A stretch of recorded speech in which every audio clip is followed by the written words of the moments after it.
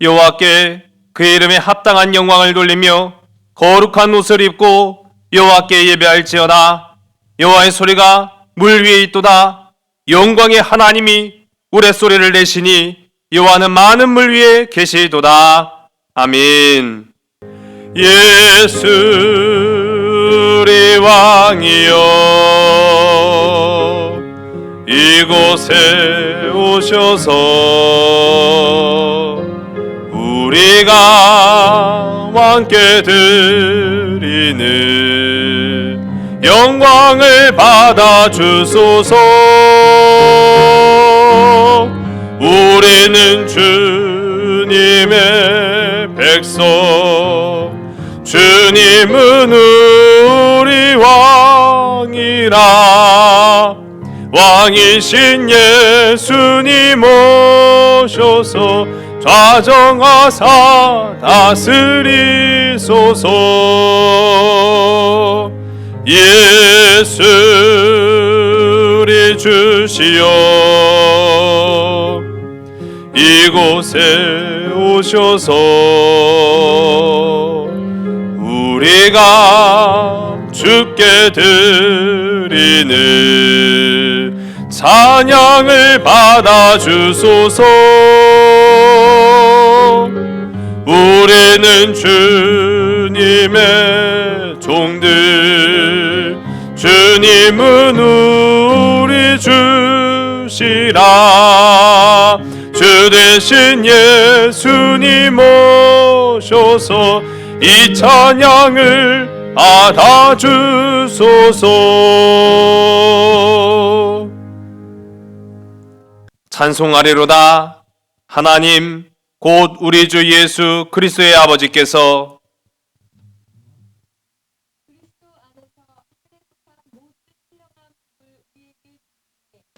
곧 창세전에 그리스도 안에서 우리를 택하사 우리로 사랑 안에서 그 앞에 거룩하고 흠이 없게 하시려고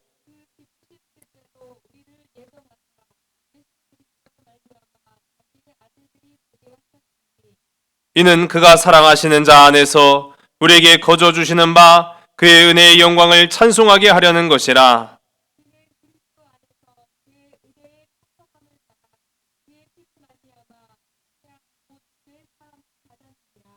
이는 그가 모든 지혜와 총명을 우리에게 넘치게 하사 그 뜻의 비밀을 우리에게 알리신 것이요.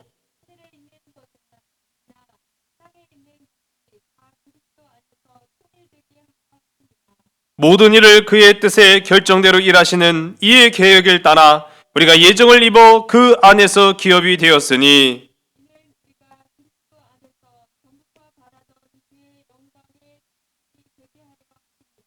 아멘. 전능하사 천지를 만드신 하나님 아버지를 내가 믿사오며 그 외아들 우리 주 예수 그리스도를 믿사오니 이는 성령으로 잉태하사 동정녀 마리아에게 나시고 본디 빌라도에게 고난을 받사 십자가에 못 박혀 죽으시고 장사한 지 사흘 만에 죽은 자 가운데서 다시 살아나시며 하늘에 오르사 전능하신 하나님 우편에 앉아 계시다가 저로서 산 자와 죽은 자를 심판하러 오시리라. 성령을 믿사오며 거룩한 공예와 성도가 서로 교통하는 것과 죄를 사하여 주시는 것과 몸이 다시 사는 것과 영원히 사는 것을 믿사옵나이다. 아멘.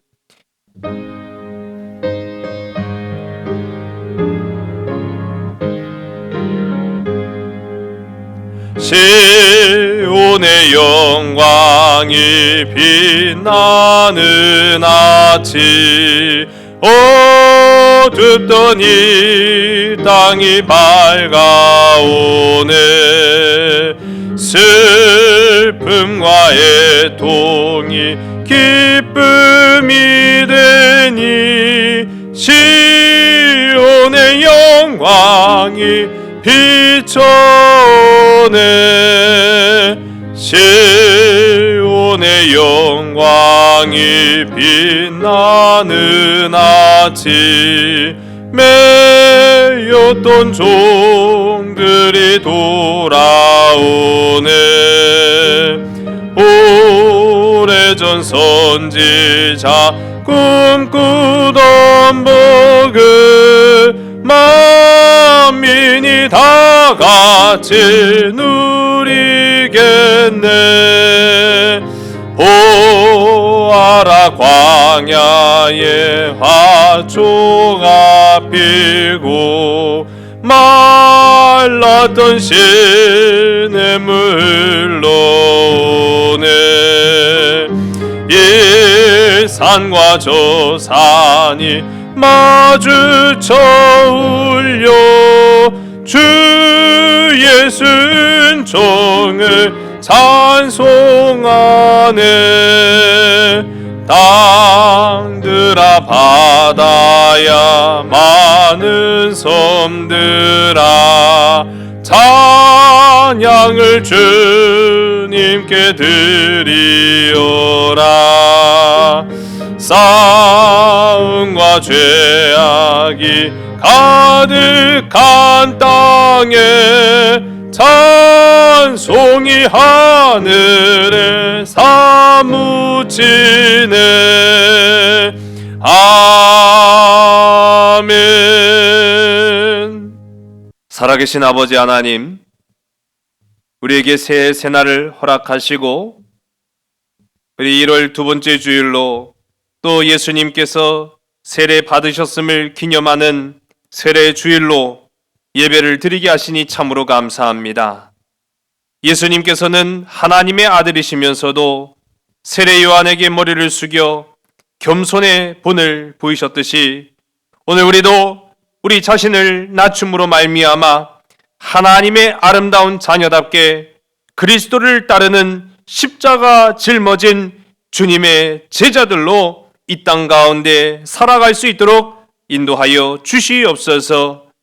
우리가 세례받던 날을 기억하여 다시 한번 옛사람의 모습을 벗어버리고 새 사람의 모습을 덧입게 하여 주시옵소서. 또한 아버지 하나님, 우리에게 많은 기도의 제목들이 있습니다. 가정의 기도의 제목, 자녀들을 위한 기도의 제목, 건강을 위한 기도의 제목, 물질과 생명을 위한 기도의 제목뿐만 아니라 나라와 민족을 위한 기도의 제목, 온 세계 열방을 위한 기도의 제목이 있습니다. 무엇보다도 이 시간 우리를 괴롭히고 있는 이 질병의 어려움과 문제들을 주님 해결하여 주시사 예수 그리스도의 귀하고 아름다운 은혜로서 깨끗하고 정결함 받게 하여 주시옵소서. 더욱 거듭난 그리스도인으로 새롭게 되어 세상의 중력에 이끌리는 것이 아니라 주님의 은총에 이끌려 살아가는 자들, 주의 백성들, 하나님의 말씀을 맡은 자요 예배자들이 다 되게 인도하여 주시옵소서. 오늘도 삶의 처소, 각자의 삶의 처소에서 예배를 드립니다. 모여서 예배를 드리지 못한다 할지라도 예배의 장소가 되는 저들의 각 처소를 주님 기름지게 하시고 복 있게 하여 주시옵소서. 강건케 하시며 넘어지지 아니하도록 주님 붙들어 주시옵소서. 참사랑 되시는 예수 그리스도 이름으로 감사하며 간절히 기도드렸사옵나이다. 아멘.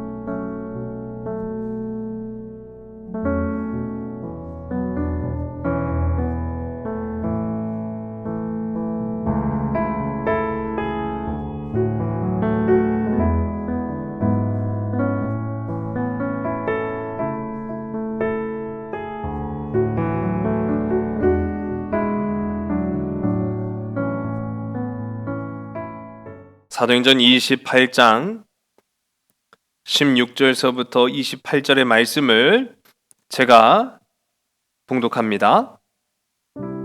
우리가 로마에 들어가니 바울에게는 자기를 지키는 한 군인과 함께 따로 있게 허락하더라. 사흘 후에 바울이 유대인 중 높은 사람들을 청하여 그들이 모인 후에 이르되, 여러분 형제들아, 내가 이스라엘 백성이나 우리 조상의 관습을 배척한 일이 없는데 예루살렘에서 로마인의 손에 죄수로 내준 바 되었으니 로마인은 나를 신문하여 죽일 죄목이 없으므로 석방하려 하였으나 유대인들이 반대하기로 내가 마지 못하여 가이사에게 상소하며 내 민족을 고발하려는 것이 아니니라. 이러므로 너희를 보고 함께 이야기하려고 청하였으니 이스라엘의 소망으로 말미암아 내가 이 쇠사슬에 매인 바 되었노라. 그들이 이르되 우리가 유대에서 내게 대한 편지도 받은 일이 없고 또 형제 중 누가 와서 내게 대하여 좋지 못한 것을 전하든지 이야기한 일도 없느니라. 이에 우리가 너의 사상이 어떠한가 듣고자 하니 이 파에 대하여는 어디서든지 반대를 받는 줄 알기 때문이라 하더라. 그들이 날짜를 정하고 그가 유숙하는 집에 많이 오니 바울이 아침부터 저녁까지 강론하여 하나님의 나라를 증언하고 모세의 율법과 선지자의 말을 가지고 예수에 대하여 권하더라. 이 말을 믿는 사람도 있고 믿지 아니하는 사람도 있어 서로 맞지 아니하여 흩어질 때에 바울이 한 말로 이르되, 성령이 선지자 이사야를 통하여 너희 조상들에게 말씀하신 것이 옳도다. 일러스되 이 백성에게 가서 말하기를 너희가 듣기는 들어도 도무지 깨닫지 못하며 보기는 보아도 도무지 알지 못하는도다. 이 백성들의 마음이 우둔하여져서 그 귀로는 둔하게 듣고 그 눈은 감았으니 이는 눈으로 보고 귀로 듣고 마음으로 깨달아 돌아오면 내가 고쳐줄까 함이라 하였으니, 그런즉 하나님의 이 구원이 이방인에게로 보내어진 줄 알라. 그들은 그것을 들으리라 하더라. 아멘. 30초의 예술이라고 하는 광고, 우리 이제 TV를 보게 되면은요, 여러 많은 다양한 프로그램이라든지 그런 방송들 가운데 현대 사회에서 빼놓지 않은 것이 광고죠. 물론 공익 광고도 있고 상업적인 광고도 있음을 보게 됩니다. 그런데 이 광고 보면은요, 그 짧은 30초의 시간 안에 또 더러는 이제 좀 더 긴 광고도 있습니다만은 많은 의미 또는 생각을 하게끔 만드는 것이 광고입니다. 제가 오늘 또 소개해 드리려고 하는 광고는 태국의 한 광고거든요. 한 어린 소년이 약국에서 약을 훔치다가 들켜서 길거리로 나와 망신을 당합니다. 이때 그 모습을 보고 그 약국 맞은편 집이죠. 야채 스프 가게를 하는 아저씨가 달려 나와서 아이를 때리는 이 약국집 주인을 제재합니다. 아이한테 때리면 안 된다고 이제 막아서지요. 그러면서 이 약을 왜 훔쳤냐? 라고 물어요. 그랬더니 이 아이가 짧게 엄마가 아파요 라고 이제 대답을 하죠. 엄마가 아파서 그랬다라는 얘기를 듣고 이 아저씨가 약값을 대신 치러줍니다. 약값을 대신 치러줄 뿐만 아니라 이제 자신이 장사하는 야채 스프도 거기에 이제 같이 줘서 보내요. 근데 이 소녀는 고맙다는 말 한마디 하지 않고 도망치듯 그 자리를 벗어나지요. 그런 아빠의 행동을 보는 이 야채 스프 가게 주인집 딸은 영 못마땅한 이제 눈빛으로 보는 거예요. 아마도 이런 일들이 이렇게 누군가에게 베풀어주는 일들이 한두 번은 아니었 듯한 그런 모습입니다. 30년이 지났어요. 이 30년이 지나서 이 야채 스프 가게 아저씨는 여전히 그 자리에서 장사를 합니다. 여전히 또 지나가는 거린이 음식을 좀 달라고 하면은 마다 않고 음식을 내어줘요. 갑자기 쓰러지고 맙니다. 깜짝 놀랐죠. 병원에서 이제 입원 치료를 받는데 이 치료비 내역을 보니까 우리나라 돈으로 자그마치 2,700만 원이라는 어마어마한 이제 금액이 나와요. 선행을 하며 살았을 부녀에게 모은 돈이 있을 리 만무하지요. 막막한 심경의 이 딸이 가게를 내놓습니다. 그리고 병간호를 하는데 잠깐 잠든 사이에 이 딸의 머리맡에 의료 비용 청구서가 다시 와 있어요. 놓여져 있어요. 그래서 보니까 이 의료 비용 청구서의 치료비가 0원, 빵원으로 돼 있는 거예요. 그리고 그 밑에는 이런 글귀가 쓰여 있었습니다. 모든 비용은 30년 전 이미 지불되었습니다. 세 통의 진통제와 야채 스프와 함께. 그리고 거기에 이제 의사의 이름이 쓰여 있는데 이 소년이 바로 30년 전에 이 아저씨한테 은혜를 입은 그 청년이었다라는 사실이에요. 이 소년은 의사가 되었고 그 은혜를 잊지 않았다. 그래서 굉장히 짧은 광고잖아요. 우리에게 소통은 이처럼 참 중요하다라는 그런 광고인데요. 3분짜리 광고입니다. 이 3분짜리 짧은 광고지만 적지 않은 의미와 감동을 우리에게 줍니다. 앞서도 제가 말씀드린 것처럼 이 30초의 예술이라는 이 광고계는요, 그야말로 하루하루가 전쟁터와 같습니다. 왜냐하면 그 짧은 30초 안에 많은 대중들의 눈과 귀를 사로잡아야 하기 때문이라는 것이죠. 그러다 보면 이 광고를 만드는 사람이나 그 사업자 모두에게 그저 승리에만 혈안이 된 채로 인생을 경주하며 살아가게 되더라 하는 겁니다. 제가 얼마 전에 본 하나님의 타이밍이라는 이 책의 저자인 오스 힐먼도 바로 그와 같은 사람이에요. 이 오스 힐먼도 이 광고를 만드는 사람인데 이 오스 힐먼이 자기가 사람의 타이밍, 사람의 때에만 머물러서 그 승리와 돈과 명예만을 추구하며 살았을 때에는 정말 중요한 것을 모른 채로 살았다는 겁니다. 그런데 이 오스 힐먼이 예수 그리스도를 만나 이제는 사람의 타이밍이 아니라 하나님의 타이밍을 깨닫고 난 이후로부터 잠깐 나에게 유익과 기쁨과 행복을 주는 그런 헛된 승리가 아니라 진정한 승리, 영원한 기쁨과 행복을 나에게 주는 진짜 승리를 맛보게 되었다라는 그런 간증 섞인 이야기를 책에서 나누는 것을 보았습니다. 저도 그렇게 생각합니다. 2021년이 시작되었는데 우리에게는 참 안타깝게도 이 코로나라는 우리가 아직 해결하지 못한 문제로 인해서 만남의 장소인 교회에서 우리가 만나고 함께 모여서 예배를 드리는 것이 아니라 이렇게 각자의 처소에서 예배를 드릴 수밖에 없는 그런 상황 가운데 놓이고 말았습니다. 참 어떻게 보면은 지난 한 해의 절반 이상을 이 질병 때문에 우리가 참 사회적으로나 또 우리 가정 또 우리 개인의 삶 많은 피해와 어려움을 겪은 것은 사실입니다.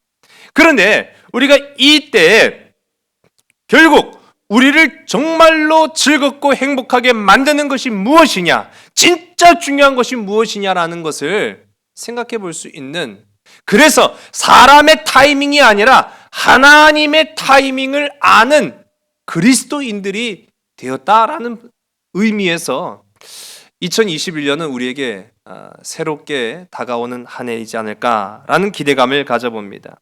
사실 우리가 지금 역경을 지나쳐 오고 있잖아요. 역경을 가까이 하고 싶은 사람은 단 한 사람도 없을 것입니다. 아마 이 역경이라는 단어 또는 그와 관련된 일조차도 우리가 마주하고 싶지 않죠. 피하고 싶은 것이 또 생각하고 싶지 않은 것이 우리네 심정일 것입니다. 그러나 그 피하고 싶은 역경을 어쩔 수 없이 맞이하게 되는 그때 우리는 역경을 마주해야만 합니다. 또 그 역경을 마주하면서 그 역경이 주는 그런 아픔을 겪고 그 역경에 대해서 생각해 보게 됩니다. 역경이라는 것은요, 사실 저마다 다 다를 수가 있어요. 어떤 사람은 직장을 잃어버리는 실직의 역경을 맛볼 수 있고요. 또 어떤 사람은 지금까지 자기가 달려왔던 모든 일들이 허사가 되고 마는, 그래서 꿈을 잃어버리는 역경을 겪을 수도 있습니다. 어떤 이들은 사랑하는 사람을 잃는 그런 아픔을 겪을 수도 있고, 또 어떤 이는 병을 얻는, 그래서 여러분 암 진단이라는 선고를 받음으로 말미암아 인생의 역경을 맞이하는 사람도 있습니다. 어떻게 보면 그런 의미에서 코로나라는 이 병, 이 코로나도 우리 시대의 역경의 일부분이지 않은가라는 생각을 해보게 돼요. 분명한 한 가지 사실은 그 역경의 크기나 형태는 다 다르다 할지라도 이 역경 때문에 지금도 많은 사람들이 상처받고 있다라는 점에서는 같다라는 거예요. 그래서 우리는 다 역경을 당하고 그 아픔 앞에서 고민하고 눈물 흘리는 사람들이다라는 것이죠. 그렇다고 한다면 성경은 이 역경 앞에 어떻게 살았는가라는 사실을 우리가 주목해 보게 됩니다. 성경의 사람들은 이런 역경을 통해서 그 와중에도, 그 역경 속에도, 그 역경의 한가운데에서도 하나님이 나와 늘 함께 하셨다라는 사실에 강조를 두고 있어요. 역경이 지난 다음에 하나님이 함께 하셨다는 것이 아니고 그 역경 한복판에서 주님이 나를 떠나지 않고 나와 함께하고 계시다라는 사실을 우리에게 보여주고 있는 것입니다.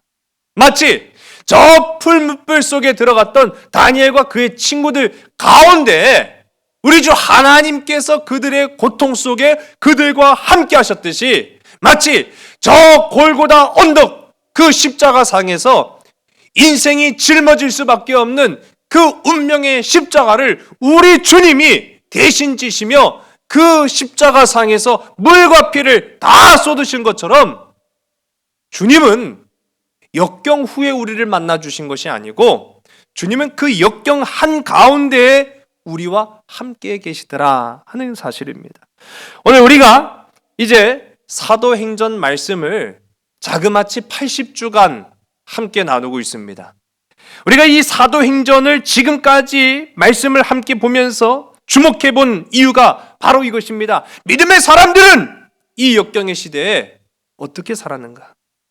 사도들뿐만 아니라 믿음의 길을 걸었던 많은 사람들은 이 수많은 역경을 헤쳐나아갈 때 그들은 어떻게 했는가? 어떤 태도를 취했는가? 어떤 말을 했는가? 어떠한 고백으로 살아왔는가? 라는 것을 주목한 것이죠. 여러분, 그렇다고 해서 우리가 기대한 것처럼 수없이 많은 사람들이 자신이 뿌린 그 모든 열매를 다 거둔 것이 아니었습니다. 어떤 이들은 씨앗을 뿌리다 역경을 만났습니다. 어떤 이들은 그 열매를 가꾸다가 역경을 만났습니다. 어떤 이들은 그 열매를 추수하는 과정에서 역경을 만났습니다. 어떤 이들은 그 열매를 다 거두고도 잃어버리는 역경을 만났습니다. 중요한 사실은 성경의 인물들은 그 어떠한 역경에도 포기하지 않고 끊임없이 가서 씨를 뿌리고 끊임없이 가서 복음을 전했더라라는 것입니다. 그러므로 오늘 우리도 이 역경의 한가운데 내 손 잡아주시며 나의 삶의 중심이 되시고 내 생명의 근원이 되시는 주님이 나와 함께 하신다라는 그 확신과 기쁨 가운데 이 역경을 딛고 일어설 수 있는 복된 저와 여러분 되기를 주의 이름 간절히 소원합니다. 그래서 성경은 우리에게 말합니다.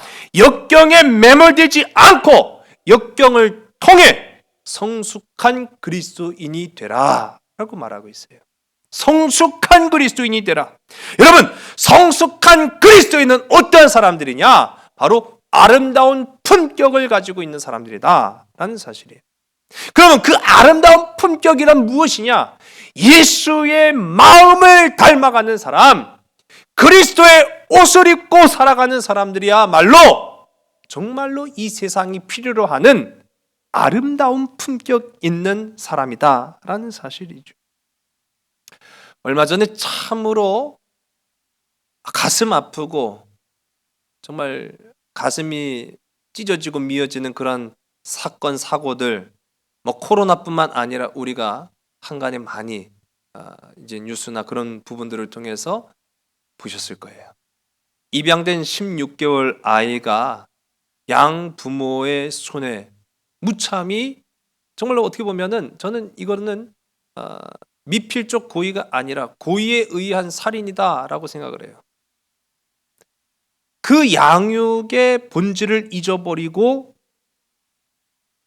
그 아이가 죽음으로 내몰리게 된 데는 우리 사회가 안고 있는 문제점도 함께 드러났죠. 학대한 그 부모들만 손가락질할 것이 아니라 우리 모든 어른들의 책임이라는 사실에 우리가 가슴 아프지 않을 수가 없었습니다. 그런데 그 가운데 저는요, 물론 이거는 2차적인 문제일 수는 있어요. 근데 그 양 부모라고 하는 자들이 신실한 믿음의 자녀여 그리스도인이다라는 이야기를 듣고 전 너무 가슴이 아팠습니다. 그들은 그리스도인이 아닙니다. 그들은 그리스도인인 척 했을 뿐 그리스도의 옷을 입은 것도 아니고 그리스도의 삶을 산 것도 아니었습니다. 왜냐하면 그리스도인으로 살았다는 것은요, 그의 말과 삶과 행동 속에 예수의 향기가 드러나야 되기 때문인 거예요. 품격이 없으면 그는 그리스도인이 아니라는 거예요. 독한 말과 저주의 말을 품고 있는 사람이 어떻게 예수의 사람일 수 있겠습니까? 사도행전을 통해서 우리가 사도들의 모습과 그리스도인들의 모습을 통해서 본을 받은 것은 그 역경 속에서도 독을 품지 않고 선으로 악을 이기려 했기 때문에 오늘 이 시대에 우리가 귀감으로 삼는다라는 것입니다. 오늘 바라기는 저와 여러분의 삶 속에도 하나님의 생각과 하나님의 말을 품은 품격 있는 주의 백성과 자녀들이 되기를 주의 이름 간절히 소원합니다. 또 성숙한 그리스도인은 어떤 사람들이냐? 세상의 눈으로 역경을 보는 것이 아니라 하나님의 마음으로 예수 그리스도의 눈으로 역경을 보는 사람들이다라고 말하고 있어요. 하나님의 눈으로 역경을 보시기 바랍니다. 하나님의 눈으로 역경을 보면 다릅니다. 결과가 다릅니다. 과정이 다릅니다. 사람이 달리 보입니다. 우리 지난주 말씀드렸던 우리 수요일날 이 사마리아 여인이 예수님을 처음 만났을 때에는 상종 못할 인간으로 보았지만 그 안에 성령의 터치가 있고 그리스도의 진실이 그 마음에 와 닿았을 때 그의 눈이 변했죠. 그의 생각이 변했죠. 깨어진 사람이 되어서 다시 주님을 봤더니 그 주님이 그들이 그토록 기다렸던 메시아 구세주다라는 것이에요. 주님의 눈으로 보면 달라진다라는 것이죠. 이 세상의 눈으로 세상을 바라보지 마시고 하나님의 사랑의 눈으로 그리스도의 말씀의 눈으로 성령의 우리와 동행하심으로 세상을 바라보는 복된 저와 여러분 되길 간절히 소원합니다. 여러분, 우리가 이러한 눈으로 세상을 살면은요, 잠깐 나를 즐겁게 하는 것에 매몰될 필요가 없습니다. 잠깐의 기쁨을 주는 승리에 우리가 목맬 필요가 없습니다. 코로나요?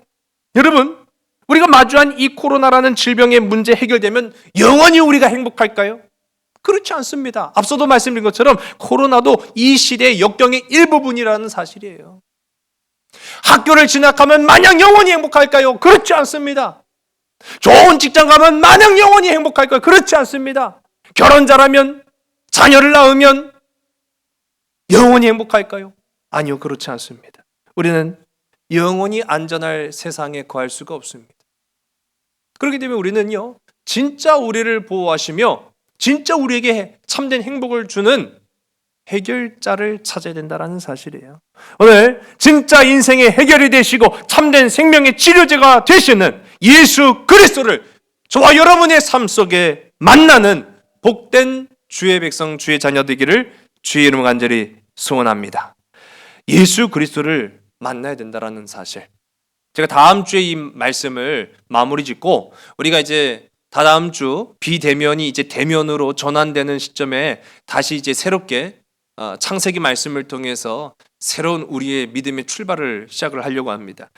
이제 마무리되어지는 과정 가운데 있는데 우리 다시 이 마무리되어지는 과정 속에서 사도 바울의 그 행적과 모습과 믿음을 주목해 봅니다. 이제 사도 바울이 마침내 복음을 들고 드디어 최종 목적지인 로마에 도착하게 되었습니다. 우리 16절과 우리 17절의 말씀, 우리가 로마에 들어가닌 바울에게는 자기를 지키는 한 군인과 함께 따로 있게 허락하더라. 사흘 후에 바울이 유대인 중 높은 사람들을 청하여 그들이 모인 후에 이르되, 여러분 형제들아, 내가 이스라엘 백성이나 우리 조상의 관습을 배척한 일이 없는데 예루살렘에서 로마인의 손에 죄수로 내준 바 되었으니 아멘.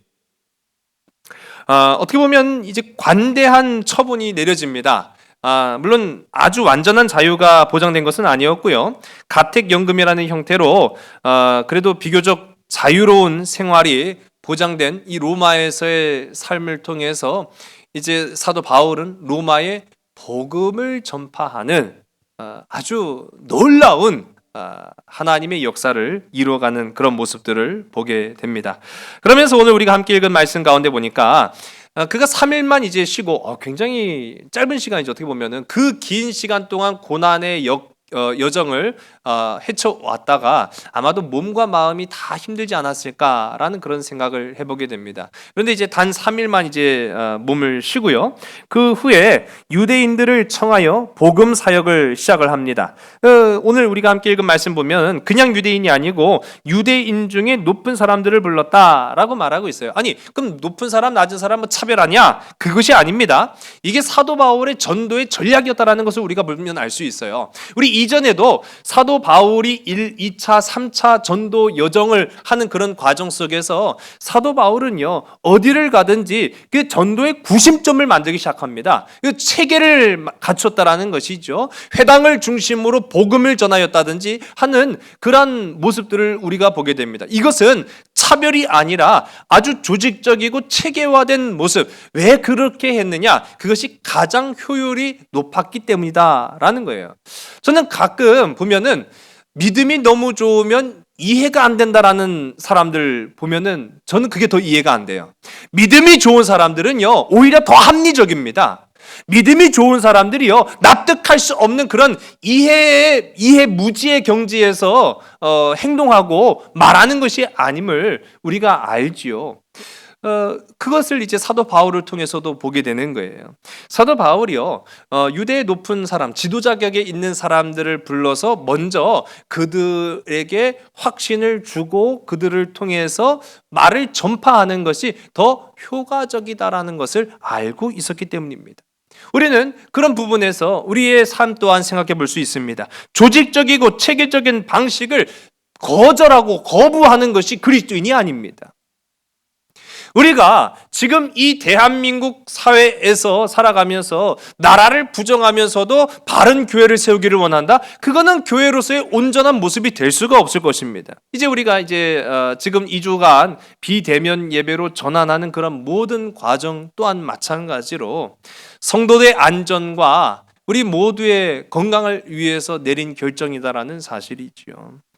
그러나 우리가 그러한 체계 가운데에서도 꼭 기억해야 될 것은 사도 바울은 그러한 체계와 조직의 효율성을 이용은 했지만 전적인 결과는 하나님 앞에 맡겼다라는 사실이에요.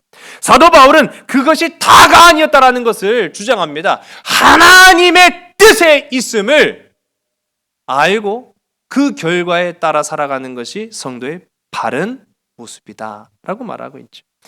그렇게 사도 바울은 영원한 생명을 추구했던, 그래서 율법에 열심히 있었던 자신의 삶을 예수 그리스도에게 맡깁니다. 우리 이전의 모습을 보자고요. 사도 바울이 이전에 예수를 알기 전에도 그는요 자신이 알고 있던 방식으로 그냥 최선을 다해 살았어요. 그리고 그가 자신의 삶의 방식으로 자신과 마주한 역경을 헤쳐나가고 이겨내려고 수없이 부단히 사방팔방으로 뛰어다녔다라는 사실을 우리가 이전의 모습을 보면 알 수 있습니다. 그런데 중요한 건 뭐냐? 그것이 결국 그를 행복하게 해주었느냐? 그것이 결국 그에게 생명을 보장해 주었느냐? 아니었다는 거예요. 율법에 대한 열심이 그를 행복하게 해주지 못했고 그의 만족을 영원히 채워주지 못했다라는 사실입니다. 그가 다메섹에서 빛으로 그에게 찾아오신 예수를 만난 후에야 비로소 잠깐 나를 만족시키는 것이 아니라 영원히 나의 모든 인생의 문제와 역경을 해결하시는 주님을 만난 자가 되어야 비로소 행복하구나 라는 것을 깨달았다는 거죠. 여기에서 말하는 행복하다라는 것은 우리가 말하는 일확천금을 다 얻고 세상 만사가 내 뜻대로 되는 그런 행복이 아니죠.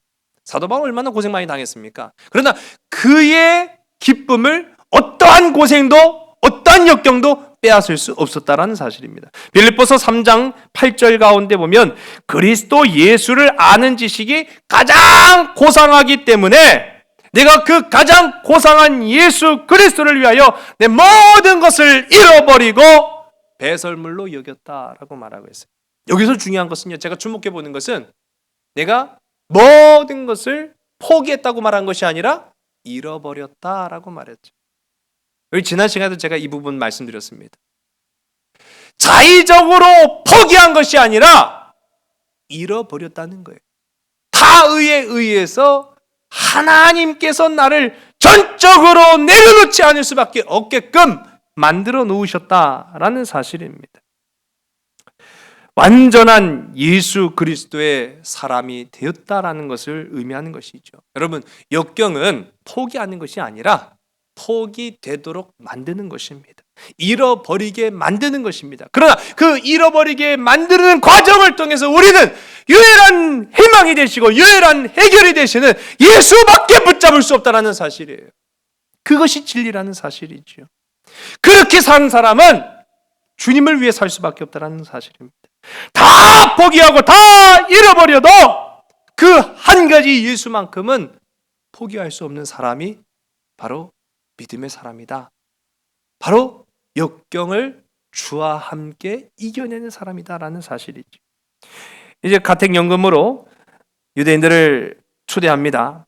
유대인들이 나 당신에 대해서 아직 잘 모릅니다. 그러니 당신의 그 사상이 어떠한지 당신 입으로 한번 얘기해 보시오. 우리가 다시 오겠습니다. 라고 말을 전하고 많은 사람들을 데리고 왔다라고 성경이 말을 해요. 그렇게 많은 사람들이 그 앞에 사도 바울 앞에 왔을 때 사도 바울은 두 가지를 주장합니다. 첫째는 하나님의 나라. 우리가 하나님의 나라를 추구하는 것이야 유대인들에게는 낯선 게 아니에요. 사실은 유대인들은 늘 하나님의 영광, 하나님의 나라를 위해 살았습니다. 그런데 그들의 실상은 그렇지 않았습니다. 로마에 살아가는 많은 유대인들, 그 로마에 살아가는 많은 유대인들은 그 속에서 그들의 조직과 체계와 그들의 사상 가운데에서 정말로 하나님의 영광 다 떼어버리고 자신의 만족과 유익과 영광을 위해서 살았던 사람의 세상을 추구했던 사람들이었다는 거예요. 그런 의미에서 진짜 하나님의 나라를 선포하는 사도 바울의 말씀은 충격적이지 않을 수가 없었다라는 것이죠. 그리고 그리스도의 복음을 외치기 시작합니다. 그리스도의 복음. 이 하나님의 나라와 그리스도의 복음을 외치는 이 두 가지 이야기를 듣고 이 유대인들의 반응이 두 가지로 나뉘게 되지요. 24절의 말씀입니다. 그 말을 믿는 사람도 있고 믿지 아니하는 사람도 있어. 아멘. 그 말을 믿는 사람도 있고 믿지 않은 사람도 있었다라는 거예요. 앞서도 말씀드린 것처럼 유대인들은 늘 하나님의 나라를 아주 노래 부르며 살아가는 사람들입니다. 그런데 사도 바울이 보니까 당신들은 하나님의 나라를 잘 모르고 있습니다. 하나님의 나라를 잘 모르고 있다는 거예요. 그러면서 그들이 사도 바울이 말이 맞다 틀리다라고 하는 그런 이야기를 들었을 때 이사야 6장 9절과 10절의 말씀을 인용해서 이야기하죠. 오늘 우리가 함께 읽은 본문 16절과 27절의 말씀입니다. 일러스되 이 백성에게 가서 말하기를 너희가 듣기는 들어도 도무지 깨닫지 못하며 보기는 보아도 도무지 알지 못하는도다. 이 백성들의 마음이 우둔하여져서 그 귀로는 둔하게 듣고 그 눈은 감았으니 이는 눈으로 보고 귀로 듣고 마음으로 깨달아 돌아오면 내가 고쳐줄까 함이라 하였으니. 아멘. 우리가 이 말씀을 보게 되면 이사야의 말씀 가운데 하나님께로 돌아오면 하나님께서 그 사랑하는 하나님의 자녀들을 고쳐줄까 함이라, 이렇게 이야기해요. 근데 우리 어감이라는 게 있잖아요. 아다르고 어다르다고. 고쳐주겠다 라고 하면 확실한 거고, 고쳐줄 수도 있다 라고 하면 가능성을 열어놓은 것이고, 고쳐줄까 하노라 라고 하는 것은 이게 긴가민가 하는 그런 이야기로 우리가 얼핏 이해가 됩니다. 근데 이 성경을요, 우리가 번역상의 오류라고 합니다. 번역상의 오류. 그런 의도로 쓰여진 것은 아닌데 이 여러 나라의 말로 번역이 되다 보니까 이 번역상의 오류가 있는데, 이 영어 성경만 보더라도 and I should heal them, and I should heal them. 그러니까 그들이 내게로 돌아오면 내가 반드시 그들을 고칠 것이다 라고 말하고 있어요. 반드시 고쳐주시겠다라는 사실이죠. 하나님은 고쳐주시는 하나님이신 줄로 믿으시기 바랍니다. 하나님은 품어주시는 하나님이신 줄로 믿으시기 바랍니다. 하나님은 승리함을 주시는 하나님이신 줄로 믿으시기 바랍니다. 하나님은 그 자녀들이 예수 그리스도를 통해서 하나님의 나라를 경외하고 하나님 품으로 돌아오면 반드시 고쳐주신다. 그것이 하나님의 나라는 거예요. 그것이 그냥 막 내가 번영하고 잘 살고 잘 먹고 하는 것이, 야, 이게 다 하나님 은혜야, 이게 하나님 나라인 거야, 이게 천국이지 뭐, 그러고 살아가는 자기 만족에 치우친 사람의 나라의 메인 그런 사람들이 아니라, 내가 모든 것을 이 역경 가운데 다 잃어버린다 할지라도 주님, 이 역경 한가운데 나를 붙들어 주시옵소서. 내가 주와 함께 가겠나이다. 나를 고쳐 주시옵소서. 나를 주께 매달겠습니다. 주님, 나를 책임져 주시옵소서 하는 모든 심령에게 반드시 하나님은 고쳐 주시겠다고 하시는, 그것이 하나님의 나라라는 거예요.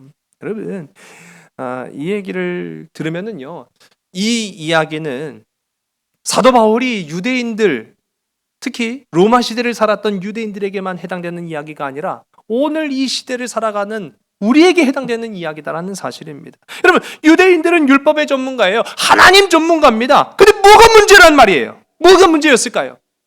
방식과 형식은 알지만서도 믿음의 대상을 온전히 알지 못하였다라는 사실입니다. 유대인들은 율법과 전통이 하나님보다 더 우선시되었기 때문에 그들은 하나님이 아닌 다른 것을 하나님처럼 마음에 품고 살았다라는 사실. 그들의 생각과 방식이 나사렛 예수 그리스도를 구주로 보지 못하게 그 눈을 가리고 마는 거예요. 내 생각과 우리가 맞지 않으면은요, 어떤 반응이 나타납니까? 틀렸다라고 말하죠. 내 생각과 맞지 않으면 아니야 라고 말하죠. 배척합니다. 배제합니다. 그래서 사도 바울의 말을 듣지 않았습니다. 그래서 예수 그리스도를 못 박았습니다. 사람은 생각과 마음을 주장하고 지배하는 것을 따르게 돼 있어요. 사람은 그 마음과 생각을 주장하는 것을 주인으로 생각합니다. 여러분의 마음을 주장하는 것은 무엇입니까? 물질일 수도 있습니다. 권력일 수도 있습니다. 사람일 수도 있습니다. 그 모든 것들을 성경은 우상이라고 말하고 있습니다. 난 우상 숭배 아닌데, 난 이단 아닌데. 그러나요, 우리는 가만히 생각해 볼 필요가 있어요. 내 생각과 마음을 하나님보다 더 주장하는 것이 있다고 한다면 그가 바로 우상주의자입니다. 그가 바로 우상 숭배자라는 사실이에요. 하나님이 계셔야 될 그 마음의 중심에 자신이 생각하는 그 대상을 두고 산다면 우리도 오늘 하나님의 나라가 아니라, 하나님의 영광이 아니라 땅의 영광을 추구하며 살았던 이 유대인들과 크게 다를 바 없다라는 사실이죠. 바울은 유대인들의 이 모습 아주 극명하게 갈려졌죠. 극명하게 갈려진 그들의 모습을 통해서 이전의 자신의 모습을 아마 봤을 거예요. 자신의 생각과 판단, 내 생각의 주인을, 내 생각을 내 마음의 주인 삼아서 살았던 그렇게 저당 잡힌 인생. 여러분, 물질에 저당 잡힌 사람은 어떻게 합니까? 깝다가 그 인생 허무하게 끝나고 맙니다. 권력에 사로잡힌 사람 어떻게 해야 됩니까? 갈급하여 그 인생을 망치게 됩니다. 사람 앞에 매달린 사람 어떻게 됩니까? 그 인생 자체가 허무하게 됩니다. 건강에 목을 맨 사람 어떻게 됩니까? 그 인생은 결국 죽음이라는 피할 수 없는 운명에 휘말리고 맙니다. 그러나 사도 바울은 말합니다. 주님께 돌아오는 자가 되시오. 주님께 돌아오는 자가 되시오. 하나님의 사랑에 빚진 자가 되시오 라고 말하고 있어요. 참된 생명을 얻으며 영원한 안식과 평안을 얻는 것이 바로 주께 돌아오는 자의 상급이다 라고 말하고 있습니다.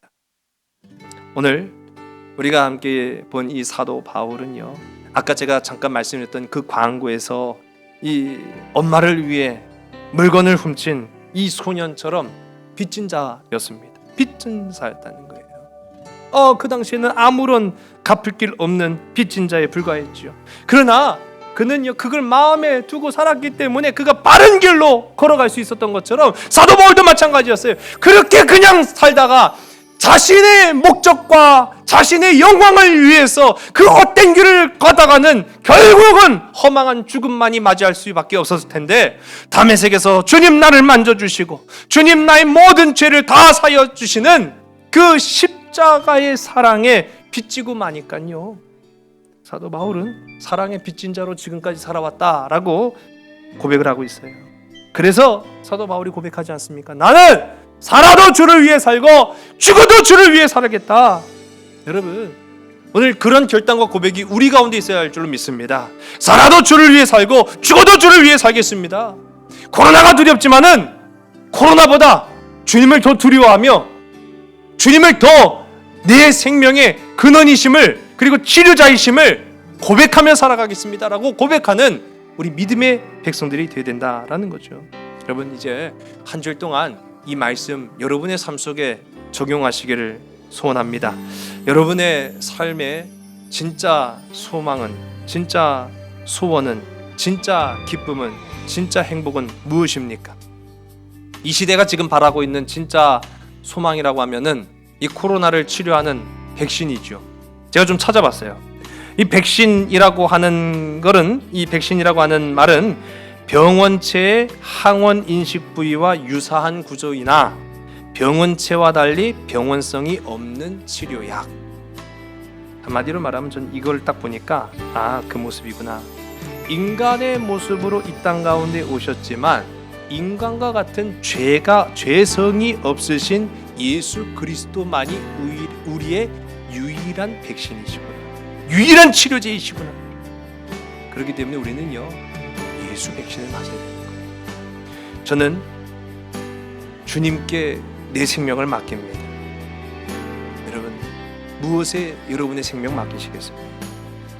무엇에 우리가 빚진 자가 되겠습니까? 앞서도 말씀한 것처럼 돈에 빚지면 돈, 건강에 빚지면 건강. 그러나 주를 위해 빚지면요, 주의 영광을 위해 살다가 마침내 우리 주님이, 주님 나 이렇게 열심히 살았는데 그래도 갚을 빚이 많지요 라고 하면 우리 주님이 이렇게 말씀하실 거예요.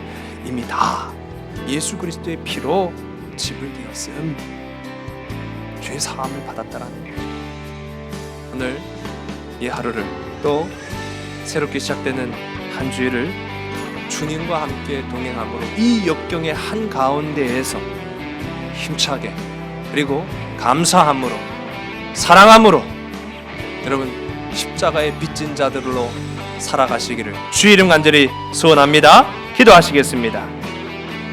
하나님 아버지, 우리가 이전에는 마음이 우둔하고 귀가 둔하고 보기는 보아도 깨닫지 못하였고 듣기는 들어도 우리의 마음이 깨우쳐지지 못하여서 주를 알지 못하였고 방식과 형식에만 얽매여서 하나님 나라를 구하는 것이 아니라 사람의 나라만 추구하다가 헛된 죽음을 향해 다른 박질하고 있음을 보게 됩니다. 이 역경의 때에, 이 어둠의 시대에 우리가 맞아야 될 백신은 오직 유일한 치료자가 되신 예수 그리스도이심을 기억하는 자들 되게 하여 주시옵소서. 주께로 돌아오면 내가 반드시 고쳐주리라 말씀하신 주님을 의지하여서 사랑에 빚진 자로, 말씀에 빚진 자로 십자가를 짊어지고 가는 주의 자녀로 이 하루 우리에게 맡겨진 삶의 매 순간순간 살아내게 하여 주시옵소서. 고통 가운데 신음하는 자들을 주님 일으켜 주시고, 낙심하여 소망 잃은 자들에게는 새 소망과 비전을 허락하여 주시옵소서. 모든 것을 주께 온전히 의탁하오며 사랑 많으신 예수 그리스도의 이름으로 감사하며 간절히 기도드렸사옵나이다. 아멘. 내 주여 뜻대로 행하시옵소서. 온 몸과 영혼을 다 주께 드리니 이 세상 오락가 주 인도하시고 날 주관하셔서 뜻대로 하소서. 내 주여 뜻대로 행하시옵소서. 큰 근심 중에도 나 심게 마소서. 주님도 때로는 울기도 하셨네. 날 주관하셔서 뜻대로 하소서. 내 주여 뜻대로 행하시옵소서. 내 모든 일들을 다 주께 맡기고 소천성 향하여 고요히 가리니 살든지 죽든지 뜻대로 하소서.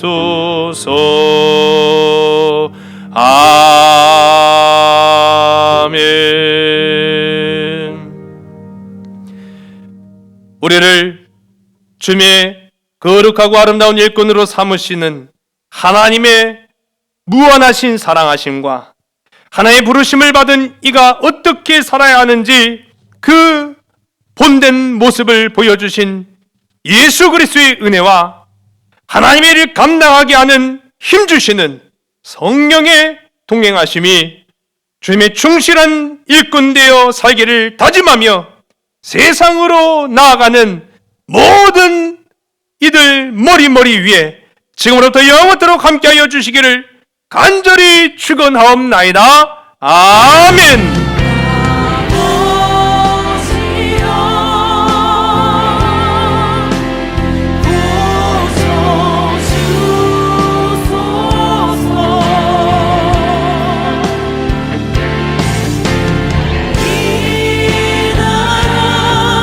주의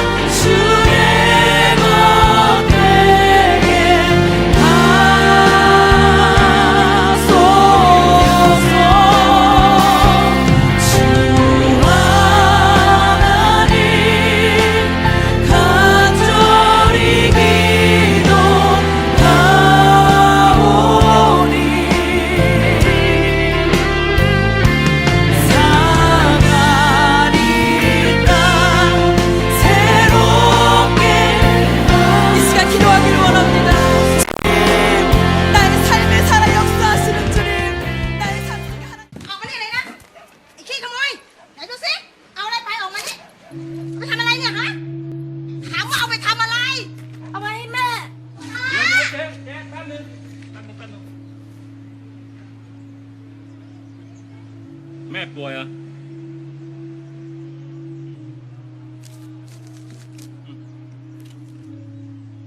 อย่าทำอย่างนี้อีกนะ หมวยเกาเหลา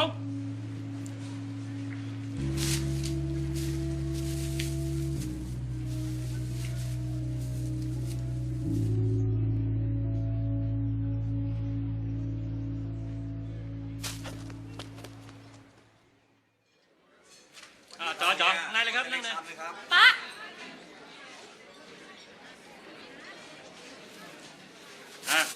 จัดไปอ้าวสั่งมาเร็วต่ออะไร